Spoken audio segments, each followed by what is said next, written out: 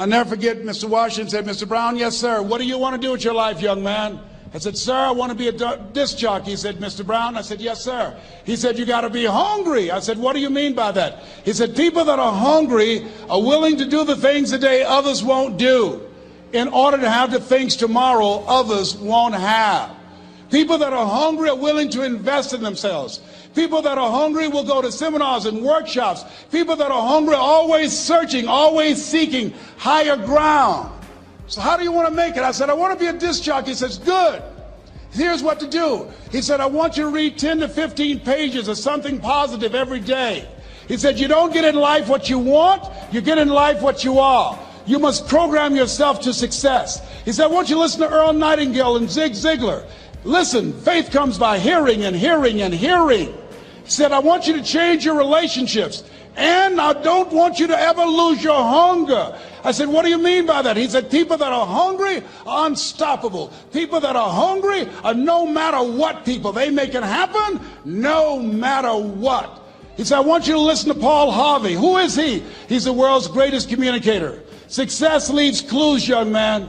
Always listen and follow people who are doing what it is you want to do at the level you want to do it and learn from them. I told T. Hobb when we were standing by the stage, I said, hey man, I want to work more with you. I want you to coach me. I want to learn from you. See, I found you're never too old to learn and you're never too young to teach. Always have a thirst for learning. So I listened to Paul Harvey every day on the radio. While in school, I would go out and listen in his car. He gave me his keys. I was working to develop myself. And I continued to listen to motivational messages, and he would take me to see the late Dr. Norman Vincent Peale, who wrote the book, The Power of Positive Thinking. I toured with him before he passed. You have something special. You have greatness within you. Don't allow your circumstances to determine who you are. Don't allow your negative thoughts to hold you back. You have something special. You can do more than you can ever begin to imagine. Dr. Peale was an incredible man. I admired him. When he spoke, he gave me goosebumps. I can feel him in my heart. And I never forget, we were coming back to the school, and Mr. Washington said, Mr. Brown, yes, sir. When Dr. Peale spoke, you didn't move. When he spoke, you were hanging on every word. When he spoke, we didn't have to tell you to sit down and be quiet. Why? I said, sir, I could feel him when he talked. I felt like he was talking to me, sir. He said, he was. I said, but he doesn't know me, but he was speaking to you. Did you feel him in your heart? I said, yes, sir. He said, most people feel him in their head. If you felt him in your heart, he said, listen to him, son. Follow him, learn from him. And I would go to seminars and workshops. Anywhere I would find where Dr. Peale was, I would be in the audience. I would drive 200 and 300 miles just to hear him speak. And my dream and vision was to share the stage with him. I thought about it. What is your goal? What is your vision? I want you to hold it in mind. There's some power in that. Because when I became involved in speaking, I never forget, I got a call from Og Mandino, who wrote the book, The Greatest Salesman in the World. He said, Les, I'm stuck in Philadelphia. I need to be in Kankakee. Dr. Norman Vincent Peale is appearing. I can't make it. I heard you're in Chicago. I said, yes, I am. Can you go and open for me? I said, yes, man. Oh, my God. Dr. Peale, I said, yes, I'd love to do it.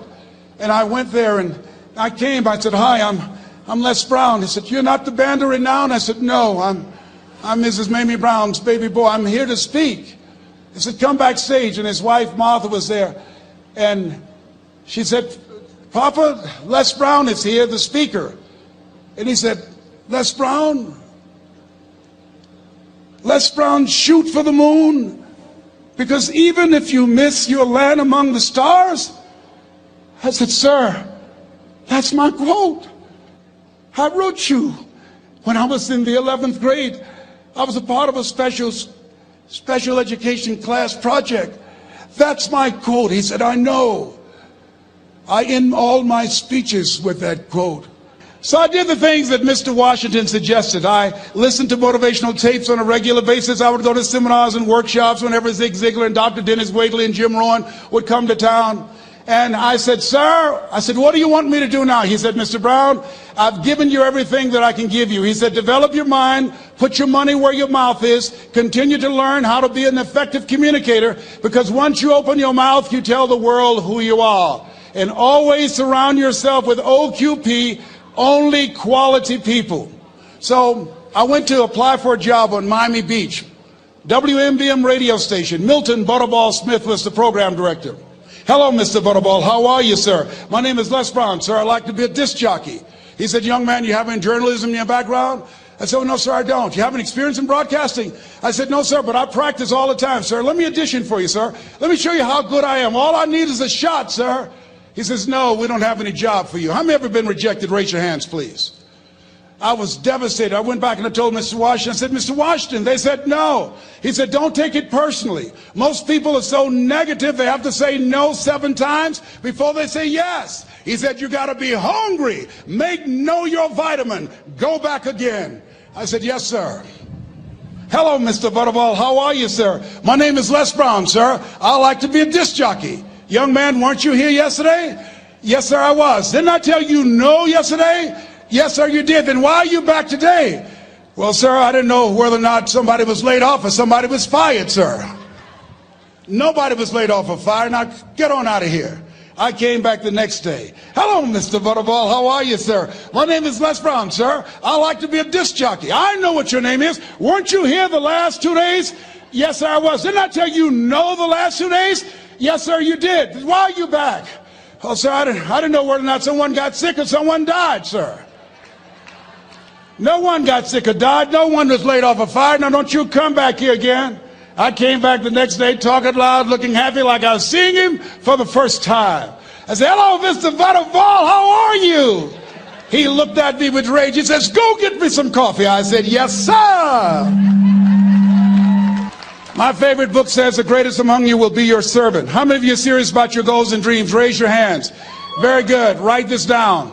Provide more service than you get paid for. Provide more service than you get paid for. I go to a lot of seminars and workshops. And one of the things I know about T. Harv Eckert, and when I was sitting in the class with Robert Ruppel and all of the other presenters, they hold themselves to high standards and they provide more information than anybody else in the industry, bar none. They hold nothing back because their commitment is for your success.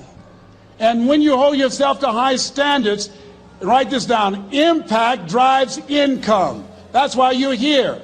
Because the training, the seminars, been making a difference in your life. If they did not have impact, 200 or 300 people would be here, if that amount. Impact drives income. So I became the errand boy for the disc jockeys. I would go get their lunch and their dinner, and I would bring it to them in the control room, and I'd watch them working the control boards, knowing my time will come. Write this down. I expect to reach my goal. Yes, you want to operate with a spirit of expectation. I expect to reach my goal. So I started preparing for the next position. Never forget one quote that I heard. As you look at your life, you look at your goals and dreams.